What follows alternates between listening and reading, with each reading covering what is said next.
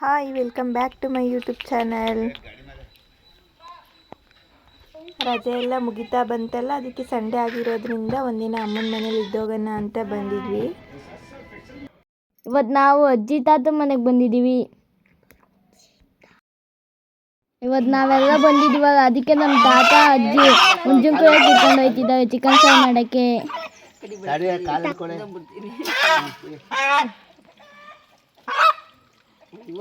ಈ ಕಡೆ ನಿಂತ್ಕೋ, ಮುರಿಸ್ಬಿಡ ಒಂಬತ್ತು ಸತಿ ಇಲ್ಲಿ.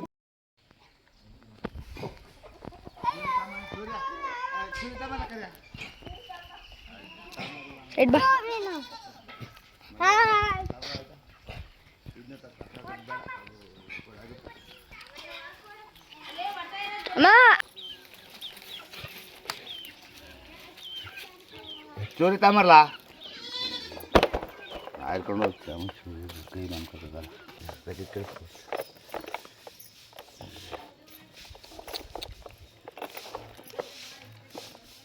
ಕೈ ಅಡ್ಡಕ್ಕೆ ಬಂತು. ಕೈ ಬರ್ಬೋದು ಚೆನ್ನಾಗಿ ನಿಜ. ವಾಡಿಗೆ ಒಳಗೆ ಓಡ್ ಬಂದ್ಬಿಟ್ಟು ನಾನು ಹಿಂದೆ ಮೇವು ತಗೊಂಡು ಬಂದಿರ್ಬೇಕು. ಡೈಲಿ ಒಂಬತ್ತು ಹೋಗೋ, ನಿಮ್ಮ ಅಮ್ಮ ದೋಸೆ ಬಿಡ್ತಾಳೆ ತಿನ್ನೋದನು.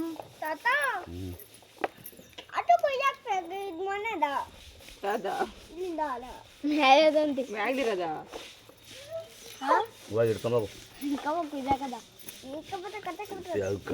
ಕೊಳೆ ಫಸ್ಟ್.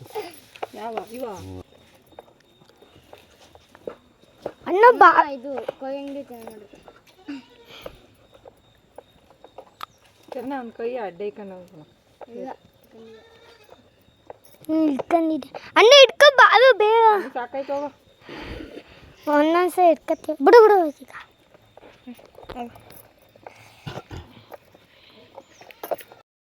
ನಮ್ಮಮ್ಮ ಮತ್ತೆ ನಮ್ಮ ತಾತ ಇಬ್ರು ಕೋಳಿ ಕ್ಲೀನ್ ಮಾಡ್ತಿದ್ದಾರೆ. ಕಾಲು ಹಿಡ್ಕೊ ಹಿಡಿಯವ ಮುಂದಕ್ಕೆ ಈಗ ಹಿಂಗ.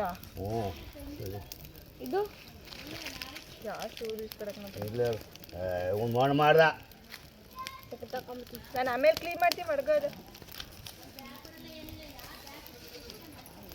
ಬರ್ತಾವೆ. ಹ್ಞೂ ಆಯ್ತು.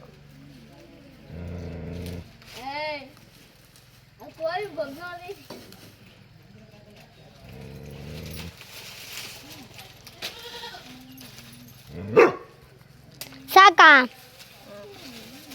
ಸಾಕು. ಇವತ್ತು ನಾಟಿ ಕೋಳಿ ಸಾಂಬಾರು ಹೇಗೆ ಮಾಡೋದು ಅಂತ ನೋಡೋಣ. ಅಮ್ಮನ ಕೈಲಿ ಸಾಂಬಾರು ಮಾಡ್ಸೋಣ ಅಂತ ಅಂದ್ಕೊಂಡಿದ್ದೀನಿ. ಬನ್ನಿ ಹೇಗೆ ಮಾಡೋದು, ಏನೇನು ಬೇಕು ಅಂತ ನೋಡೋಣ.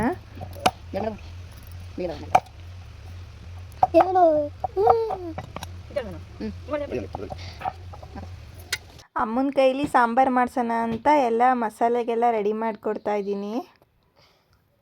ಈ ಸಾಂಬಾರಿಗೆ ಒಂದು ಸ್ವಲ್ಪ ಕೊತ್ತಂಬರಿ ಸೊಪ್ಪು, ಒಂದು 4ರಿಂದ 5 ಬೆಳ್ಳುಳ್ಳಿ, ಒಂದು 4 ಈರುಳ್ಳಿ, ಒಂದು ಸ್ವಲ್ಪ ಶುಂಠಿ ಮತ್ತು ಒಂದು 2 ಟೊಮೊಟೊ, ಒಂದು 7 ಕಾಯಿ, ಒಂದು ಸ್ವಲ್ಪ ಕಡಲೆ, ಚಕ್ಕೆ, ಲವಂಗ ತೊಗೊಂಡಿದ್ದಾರೆ.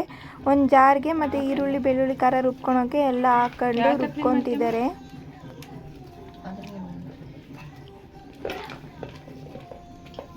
ಈರುಳ್ಳಿ ಖಾರನೆಲ್ಲ ರುಬ್ಕೊಂಡು ಒಂದು ಪಾತ್ರೆಗೆ ಹಾಕೊಂಡು ಅದೇ ಜಾರ್ಗೆ ಮತ್ತು ಇನ್ನೊಂದು ಥರ 2 ಥರ ಖಾರ ರುಬ್ಕೊತಾರೆ. ಟೊಮೊಟೊ ಮತ್ತು ಕಾಯಿ ತುರಿ ಎಲ್ಲ ಅದು ರುಬ್ಕೊಂಡು ಅದನ್ನು ಸಹ ಎತ್ತಿಕೊತಿದ್ದಾರೆ.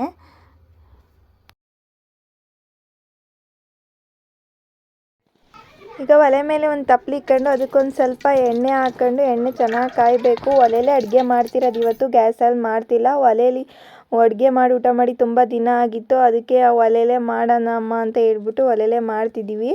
ಎಣ್ಣೆ ಚೆನ್ನಾಗಿ ಕಾದ್ಮೇಲೆ ಆವಾಗಲೇ ಈರುಳ್ಳಿ ಬೆಳ್ಳುಳ್ಳಿ ಖಾರ ರುಬ್ಕೊಂಡಿದ್ವಲ್ಲ ಅದನ್ನ ಹಾಕ್ಕೊಂಡು ಒಂದು ಸ್ವಲ್ಪ ಹಸಿ ಸ್ಮೆಲ್ ಹೋಗೋವರೆಗೂ ಚೆನ್ನಾಗಿ ಫ್ರೈ ಹಸಿ ಸ್ಮೆಲ್ ಹೋಗೋವರೆಗೂ ಖಾರನ ಎಣ್ಣೆಲೇ ಚೆನ್ನಾಗಿ ಬೇಯಿಸ್ಕೊಬೇಕು.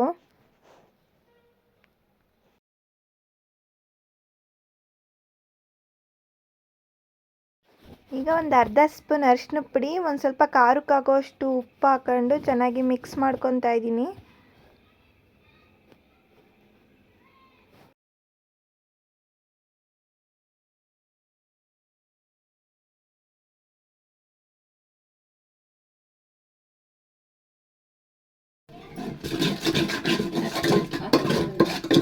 ಸರಿ ಬೇಗ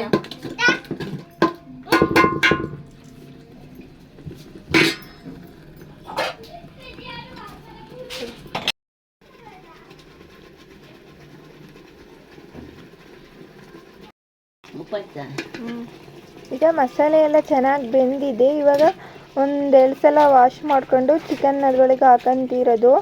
ಇದರಲ್ಲೇ ಈ ಖಾರದಲ್ಲೇ ಒಂದು 3/4% ಇಲ್ಲ ಅರ್ಧ ಭಾಗ ಚಿಕನ್ ಇದರಲ್ಲೇ ಬೆಂದಿರಬೇಕು. ನೀರೆಲ್ಲ ಸೀಕಣೋವರೆಗೂ ಚೆನ್ನಾಗಿ ಇದರಲ್ಲೇ ಬೇಯಿಸ್ಬೇಕು. ಈ ಥರ ಬೇಯಿಸೋದ್ರಿಂದ ಚೆನ್ನಾಗಿ ಟೇಸ್ಟು ಸಹ ಚೆನ್ನಾಗಿರುತ್ತೆ. ಅಮ್ಮ ಇವಾಗ ಒಂದು ಪಾತ್ರೆ ತಗೊಂಡು ಒಂದು 3-4 ಸ್ಪೂನ್ ಖಾರದ ಪುಡಿ, 1 ಹಿಡಿಯುವಷ್ಟು ಧನ್ಯದ ಪುಡಿ ಹಾಕೊಂಡು ಮತ್ತು ಆವಾಗಲೇ ಕಾಯಿ ಮತ್ತು ಟೊಮೊಟೊ ಎಲ್ಲ ರುಬ್ಕೊಂಡಿದ್ವಲ್ಲ ಅದನ್ನೆಲ್ಲ ಒಂದು ಪಾತ್ರೆಗೆ ಹಾಕೊಂಡು ಚೆನ್ನಾಗಿ ಮಿಕ್ಸ್ ಮಾಡ್ಕೊಂಡು ಒಂದೇ ಪಾತ್ರೆಲಿ ಸಹ ಖಾರ ಎಲ್ಲ ಮಿಕ್ಸ್ ಮಾಡ್ಕೊತಿದ್ದಾರೆ. ಮತ್ತು ಇದು ಬರೇ ಧನ್ಯದ ಬೀಜ ಬರುತ್ತಲ್ಲ, ಬರೇ ಧನ್ಯದ ಬೀಜನ ಮಿಕ್ಸಿಲಿ ಆಡಿಸ್ಕೊಂಡು ಹಾಕೊತಿದ್ದಾರೆ. ಇದ್ರ ಹಾಕೋದ್ರಿಂದ ಸಾಂಬಾರು ತುಂಬ ಟೇಸ್ಟಾಗಿರುತ್ತಂತೆ, ಅದಕ್ಕೋಸ್ಕರ ಹಾಕೊತಿದ್ದಾರೆ. ಇವಾಗ ಅದನ್ನೆಲ್ಲ ಒಂದೇ ಪಾತ್ರೆಗೆ ಹಾಕೊಂಡು ಚೆನ್ನಾಗಿ ಮಿಕ್ಸ್ ಮಾಡಿ ಒಂದು ಅದಕ್ಕೆ ಖಾರ ಎಲ್ಲ ಮಿಕ್ಸ್ ಮಾಡಿ ಇಟ್ಕೊತಿದ್ದಾರೆ.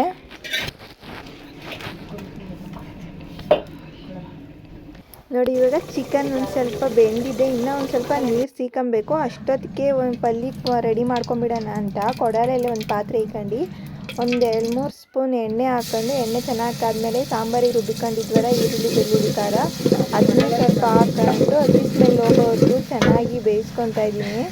ಅಮ್ಮ ಅಡುಗೆ ಮಾಡ್ತೀನಿ ಅಂತ ಹೇಳ್ಬಿಟ್ಟು ನನ್ನ ಕೈಲೇ ಅರ್ಧ ಮಾಡಿಸ್ತಿದ್ದಾರೆ. ಇವಾಗ ಪಲ್ಯಕ್ಕೆ ಈರಿ ಎಲ್ಲ ಎತ್ತಿಕೊಂಡಿದ್ವಲ್ಲ ಅದನ್ನು ಹಾಕ್ಕೊಂಡು ಚೆನ್ನಾಗಿ ಮಿಕ್ಸ್ ಮಾಡ್ಕೊಂಡು ಒಂದು 5 ನಿಮಿಷ ಖಾರದಲ್ಲೇ ಬೇಯೋ ಥರ ಬೇಯಿಸ್ಕೊಂಬಿಟ್ಟು ಒಂದು ಬಟ್ಲಷ್ಟು ಕಡಲೆಬೇಳೆನ ತೊಳೆದ್ಬಿಟ್ಟು ಹಾಕ್ಕೊತಾ ಇದ್ದೀನಿ.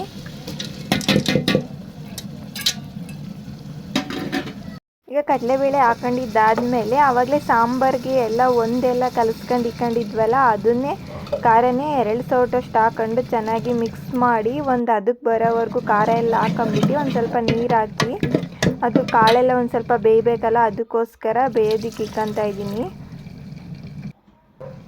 ಅದಕ್ಕೊಂದು ಸ್ವಲ್ಪ ಉಪ್ಪು ಹಾಕ್ಬಿಟ್ಟು ಬೇಯೋದಕ್ಕೆ ಇಟ್ಕೊತಾ ಇದ್ದೀನಿ.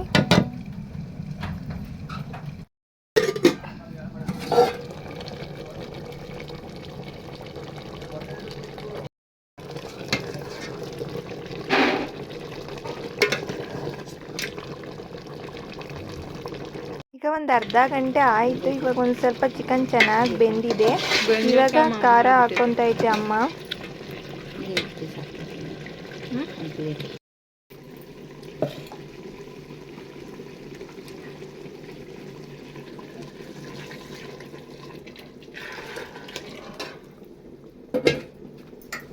ಈಗ ಖಾರ ಎಲ್ಲ ಹಾಕೊಂಡು ಒಂದು ಸ್ವಲ್ಪ ಬಿಸಿನೀರು ಹಾಕಂತೈತೆ. ಬಿಸಿನೀರು ಹಾಕೋದ್ರಿಂದ ಸಾಂಬಾರು ಬೇಗ ಬೇಯುತ್ತೆ ಅಂತ ಬಿಸಿನೀರು ಹಾಕೊಂಡು ಸಾಂಬಾರಿಗೆ ಯಾವ ಹದ ಬೇಕೋ ಎಷ್ಟು ಹದ ಬೇಕೋ ಅಷ್ಟು ನೀರು ಹಾಕ್ಕೊಂಡು ಚೆನ್ನಾಗಿ ಮಿಕ್ಸ್ ಮಾಡಿಬಿಟ್ಟು ಒಂದು ಸ್ವಲ್ಪ ಉಪ್ಪು ಹಾಕ್ಬಿಟ್ಟು ಆವಾಗಲೇ ಚಿಕನ್ಗೂ ಹಾಕಿದ್ವಲ್ಲ ಬೇಯೋಕ್ಕೆ, ಅದಕ್ಕೋಸ್ಕರ ಸಾಂಬಾರಿಗೆ ಎಷ್ಟು ಬೇಕೋ ಅಷ್ಟು ಉಪ್ಪು ಹಾಕೊಂಡು ಬೇಯೋದಕ್ಕೆ ಬಿಡ್ತಿದ್ದೆ.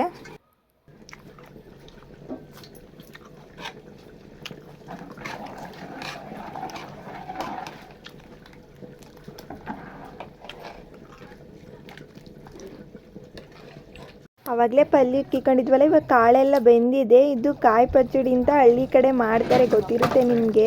ಈ ಥರ ಕಾಯೆಲ್ಲ ಪೀಸ್ ಮಾಡಿ ಹಾಕೊಳೋದ್ರಿಂದ ಪಲ್ಯಕ್ಕೆ ತುಂಬ ಚೆನ್ನಾಗಿರುತ್ತೆ, ಟೇಸ್ಟಾಗಿರುತ್ತೆ. ಕಾಳೆಲ್ಲ ಬೆಂದಿರುತ್ತಲ್ಲ, ಲಾಸ್ಟಲ್ಲಿ ಒಂದು ಸ್ವಲ್ಪ ಕಾಯೆಲ್ಲ ಮಿಕ್ಸ್ ಮಾಡಿಬಿಟ್ಟು ಸಣ್ಣದಾಗಿ ಹೆಚ್ಚಿಬಿಟ್ಟು ಹಾಕೊಂಡ್ರೆ ತುಂಬ ಚೆನ್ನಾಗಿರುತ್ತೆ. ಅದು ಸಾಂಬಾರೆಲ್ಲ ರೆಡಿಯಾಗಿದೆ. ಇವಾಗ ಅದಕ್ಕೆ ದೃಷ್ಟಿ ಆಗಿರುತ್ತೆ ಅಂತ ಕುಡ್ಲು ಕಾಯಿಸಿ ಎಜ್ಜುತ್ತಿರೋದು ಅಮ್ಮ.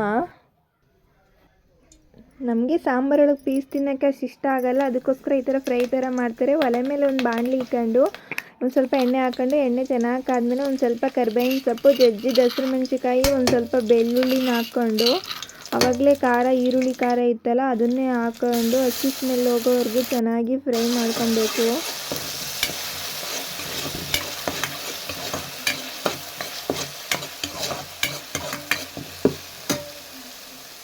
ಈಗ ಒಂದು ಅರ್ಧ ಸ್ಪೂನಷ್ಟು ಉಪ್ಪಿನ ಪುಡಿ, ಒಂದು ಅರ್ಧ ಸ್ಪೂನಷ್ಟು ಅರಿಶಿನ ಪುಡಿ ಹಾಕ್ಕೊಂಡು ಚೆನ್ನಾಗಿ ಮಿಕ್ಸ್ ಮಾಡ್ಕೊಂಡು ಸ್ವಲ್ಪ ಹಸಿ ಸ್ಮೆಲ್ ಹೋಗೋವರೆಗೂ, ಬೆಳ್ಳುಳ್ಳಿ ಹಸಿಮೆಣಸಿನ್ಕಾಯಿ ಎಲ್ಲ ಹಾಕಿರ್ತೀವಲ್ಲ ಹಸಿ ಸ್ಮೆಲ್ ಹೋಗೋವರೆಗೂ ಒಂದು ಸ್ವಲ್ಪ ಖಾರನ ಚೆನ್ನಾಗಿ ಹುರ್ಕೊಬೇಕು.